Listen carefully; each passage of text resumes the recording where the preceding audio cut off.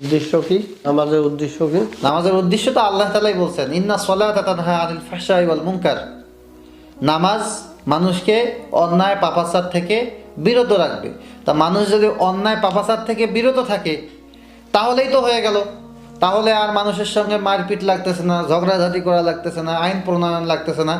কিন্তু তারপরেও যারা বক্র, তারপরেও যারা মুখ ফিরিয়ে নেয়, তারপরেও যারা ধর্ম থেকে বিমুখ হয়, তারপরেও যারা সালাত ছেড়ে দেয়, তার জন্য আল্লাহ তাআলা যে শাস্তির বিধান রাখছেন, সমস্ত মানুষ মিলে সেই শাস্তিকে বাস্তবায়ন করবে, সেই সমস্ত মানুষদেরকে পানিশমেন্ট করবে।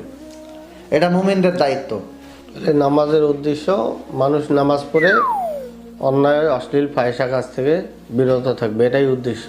নামাজের অনেক উদ্দেশ্য থাকতে পারে, এটা হচ্ছে মৌলিক উদ্দেশ্য, যার কারণে আল্লাহ তাআলা নামাজকে ফরজ করছেন। নামাজের মাধ্যমে মানুষ আল্লাহর কথা স্মরণ করবে, নামাজের মাধ্যমে মানুষ পবিত্রতা অর্জন করবে, নামাজের মাধ্যমে মানুষ আধ্যাত্মিকতা লাভ করবে, নামাজের মাধ্যমে মানুষ সমতা তৈরি হবে। ধনী গরিব নির্বিশেষে সবাই যখন সালাতে দাঁড় হবে, সালাতের এক কাতারে দাঁড়াবে, তখন মানুষ অহংকার ভুলবে, অহমিকা ভুলবে, দাম্ভিকতা ভুলবে।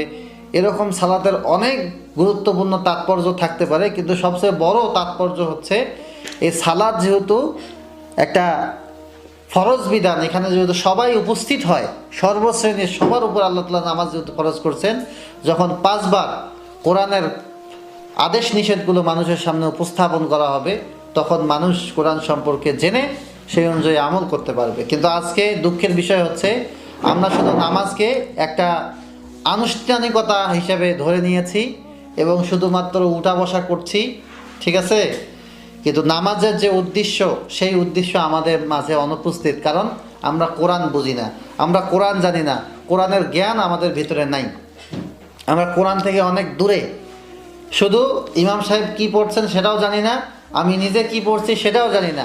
কোরআন তো দূরে থাক, যে সমস্ত রুকু সিজদায় আমরা কি পড়ি, সুবহান রাব্বিয়াল আযীম, সুবহান রাব্বিয়াল আ'লা, দুরূদ শরীফ, দোয়ায়ে মাসুরা, দোয়ায়ে কুনুত, সালাম, এগুলোর অর্থই তো আমরা জানি না।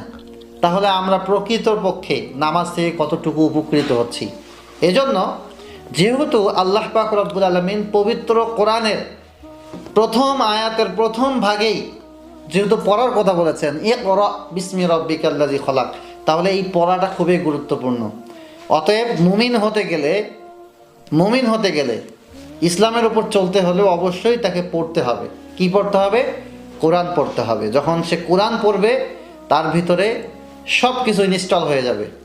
একটা সফটওয়্যারের ভিতরে যেমন যারা সফটওয়্যার ইঞ্জিনিয়ার, তারা বিভিন্ন প্রোগ্রামিং করে একটা সফটওয়্যারকে যেভাবে সমৃদ্ধ করে, একজন মুমিনকে সমৃদ্ধ করবে হচ্ছে কোরআন।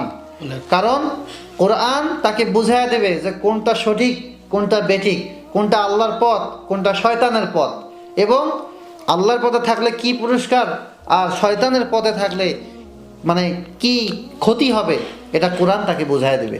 এজন্য নামাজটা হচ্ছে অত্যন্ত গুরুত্বপূর্ণ। তবে নামাজে যে সমস্ত সূরা কিরাত পড়া হয়, এটা বুঝে পড়া আরও বেশি গুরুত্বপূর্ণ। হ্যাঁ, তবে যদি এমন হয় যে আমরা কোরআনের অর্থ জানি না, কি পড়ছি বুঝছি না, এজন্য কি নামাজ পড়বো না, এটা আর একটা গোমরাহি। এটা করা যাবে না। নামাজ যেভাবেই পারি পড়তে হবে, পাশাপাশি আমাদেরকে কোরআনের অর্থ জানার চেষ্টা করতে হবে, কোরআনের অর্থ বোঝার চেষ্টা করতে হবে। আমি বলছি না যে একদিনে আপনাকে কোরআন শরীফ পড়তে হবে। আপনি একটি করে আয়াত পড়া শুরু করুন, একটি আয়াতের অর্থ জানা শুরু করুন, সূরা আল ফাতিহার আয়াতটাকে আপনি মুখস্থ করা শুরু করুন। কারণ মানুষের ব্রেনের ভিতরে 2.7 বিটাবাইট মেমোরি আল্লাহ তাআলা দিয়েছেন।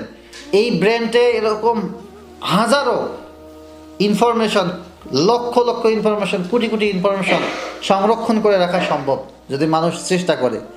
তো এটা আশা করি যে আল্লাহ তাআলা সবার জন্য সহজ করবেন যদি সবাই চেষ্টা করে।